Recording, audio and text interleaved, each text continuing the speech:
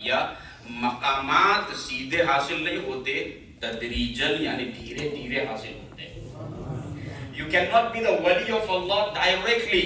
First you have to go through so many stages and then you can reach to the level of wilaya. This is level of wilaya is not like halwa, biryani and dal chawal. You just go in the hall and start eating. No, you have to strive in the path of Allah subhanahu wa ta'ala. You have to go through khalwa and chilla. You have to do so much efforts and then you can reach there. But look at the maqam of Hazrat Shaykh Abdul Qadir Jilani. حضرت ارشاد فرمایا کہ تم نے صحیح فیصلہ فرمایا ہے، مقامات تدریجن حاصل ہوتے ہیں. اور پھر اس کے بعد میرے غوث پاک نے ارشاد فرمایا کہ you have come here to learn faqr. So now before you go, I want to teach you faqr and how can you learn and how can you obtain this faqr. Hazrat Ghaus Pak radiyallahu ta'ala said, before you learn faqr, you have to clean your heart completely. And in your qalb only there should be love of your creator, nothing else should be in your heart.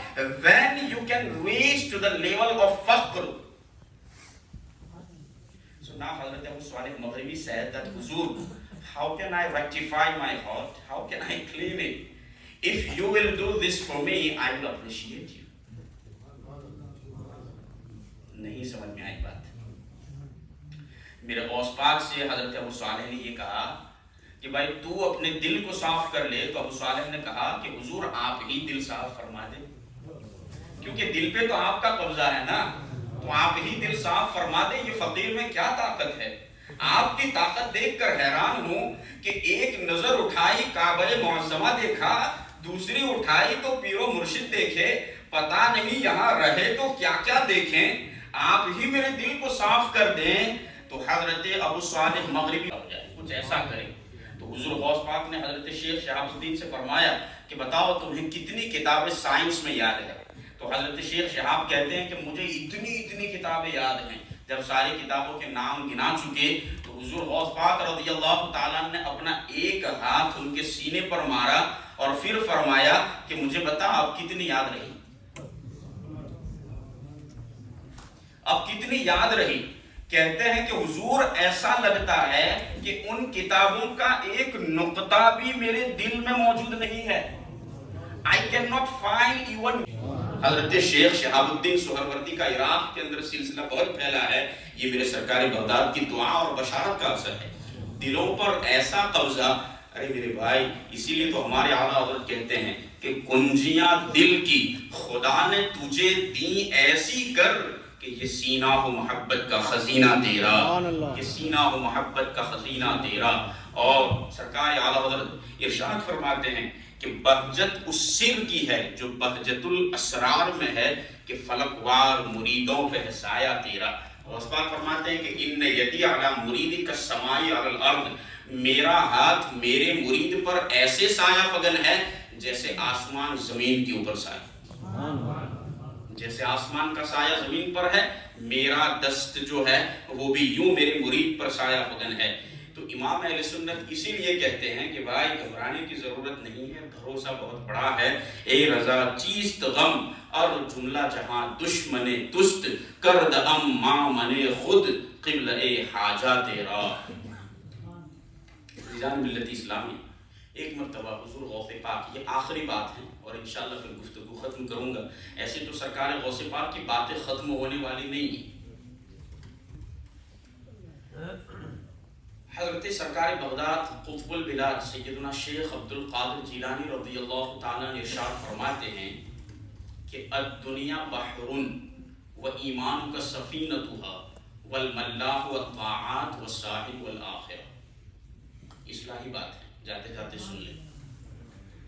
یہ پوری دنیا جو ہے یہ ایک سمندر ہے. This whole world is the ocean of temptations, desires.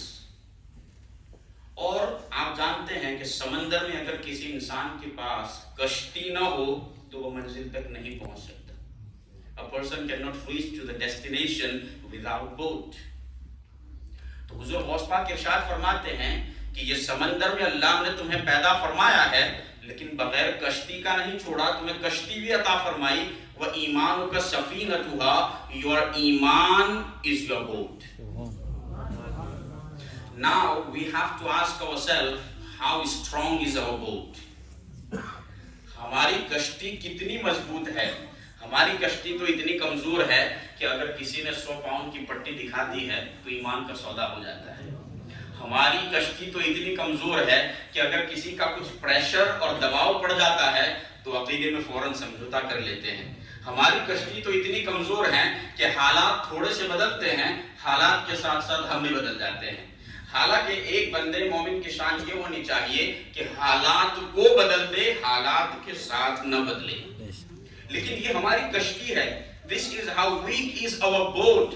Ghaus Pak فرماتے ہیں کہ your ایمان is your boat. So you need to make your boat very strong in order to cross this ocean of temptations and desires. الدنیا بحر وإيمانك سفينتها. کشتی بھی ہو, if there is no boatman who will take the کشتی to the destination. Ghaus Pak فرماتے ہیں کہ تمہیں رب نے تنہا تھوڑی چھوڑا ہے. ارشاد فرمایا ہے والعصر ان الانسان لفی خسر الا الذين آمنوا وعملوا الصالحات. خسارے میں انسان ضرور ہے لیکن ایمان والے اور نیک عمل جنہوں نے کیے وہ کامیاب ہے. غوث پاک کہتے ہیں والملاح والطاعات, your good actions is boatman. یہ ملاح ہے, تمہاری کشتی چلانے والے ہیں. They will drive your boat to the destination safely. حضرت غوث پاک پھر ارشاد فرماتے ہیں کہ کشتی بھی ہو, چلانے والا بھی ہو, لیکن اسے کنارہ پتہ نہ ہو تو وہ کہاں پہنچائے گا؟ سمندر میں گھماتا رہے گا, کسی منزل پر نہیں پہنچا سکتا. غوث پاک کہتے ہیں کہ تمہاری منزل کیا ہے؟ Your destination is hereafter. تمہاری منزل یہ آخرت ہے. تو ایمان بھی ہو, اعمال صالحہ کا سہارا بھی ساتھ ساتھ ہو. یہ دونوں چیزیں اگر تمہاری مضبوط رہی تو پوری حفاظت کے ساتھ تمہاری کشتی کہاں پہنچے گی؟ منزل مقصود آخرت تک پہنچے گی. اور جب آخرت تک کامیابی سے تمہاری کشتی پہنچ گئی تو اب باحفاظت جنت ہی تمہارا مقدر ہوگا. باحفاظت جنت ہی تمہارا مقدر ہوگا. لہذا ایک بندے مومن کو یہ چاہیے کہ وہ اپنے ایمان کی بھی فکر کرے, اعمال صالحہ کی بھی فکر کرے, اور اپنے آخرت کو ہمیشہ اپنے غوث پاک کا وہ فرمان جس پر میں نے تقریر کی تھی ابھی جمعہ کے دن, میں نے ارشاد فرمایا کہ غوث پاک کہتے ہیں کہ اے طالب دنیا اور اے طالب آخرت دونوں سن لو, بندے مومن کی شان یہ ہونی چاہیے کہ وہ دنیا پر آخرت کو ترجیح دے, نہ کہ آخرت پر دنیا کو ترجیح دے. اگر تم نے آخرت کو دنیا پر ترجیح دی تو دنیا میں بھی کامیاب رہو گے, آخرت میں بھی. اور اگر دنیا کو آخرت پر فوقیت دی تو یہاں بھی نقصان ہوگا اور وہاں بھی نقصان ہوگا, دونوں جگہ نقصان ہوگا. اور میں نے اس پر بہت ساری حدیثیں پیش کی تھی.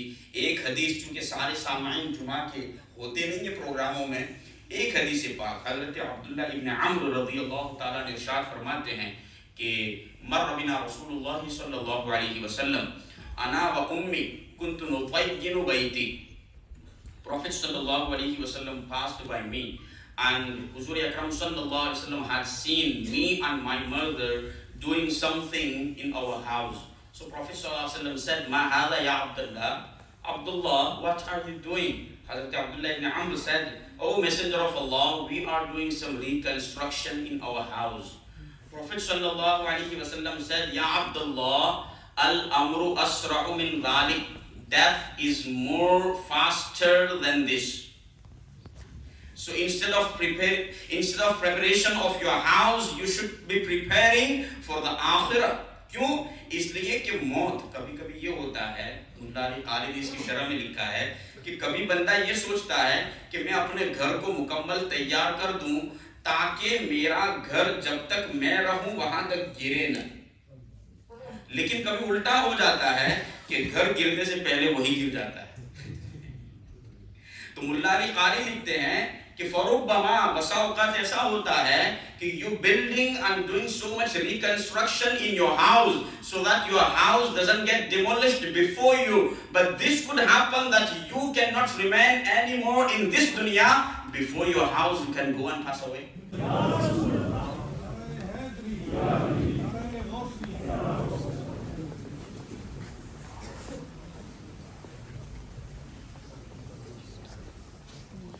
مصطفیٰ جانے رحمت پہ لاکھوں سلام، شمع بز میں ہدایت پہ لاکھوں سلام، جی سبحانی گری چمکا طیبہ کا چاند، جی سبحانی گری چمکا طیبہ کا چاند، اس دل افروز صحابت پہ لاکھوں سلام، مصطفیٰ جانے رحمت پہ لاکھوں سلام، شمع بز میں ہدایت پہ لاکھوں سلام، غریبوں کے آقا پہ بے حد درود، ہم فقیروں کی ثروت پہ لاکھوں سلام، کاش محشر میں جب ان کی آمد ہو اور بھیجے سب ان کی شوقت پہ لاکھوں سلام، مصطفیٰ جانے رحمت پہ لاکھوں سلام، شمع بز میں ہدایت پہ لاکھوں سلام، سیدہ ساجدہ طیبہ طاہرہ جانے احمد کی راحت پہ لاکھوں سلام، کتنے بکھرے ہوئے ہیں مدینے کے پھول، کربلا تیری قسمت پہ لاکھوں سلام، غوث اعظم امام التقیٰ والنقیٰ، جلوہ شان قدرت پہ لاکھوں سلام، ہند کے بادشاہ دین کے وہ معین، خواجہ دین و ملت پہ لاکھوں سلام، ڈال دی قلب میں عظمت مصطفیٰ سیدی اعلی حضرت پہ لاکھوں سلام، مصطفیٰ جانے رحمت پہ لاکھوں سلام، شمع بز میں ہدایت پہ لاکھوں سلام۔ انشاءاللہ ہم دعا کریں گے، دعا کے بعد اب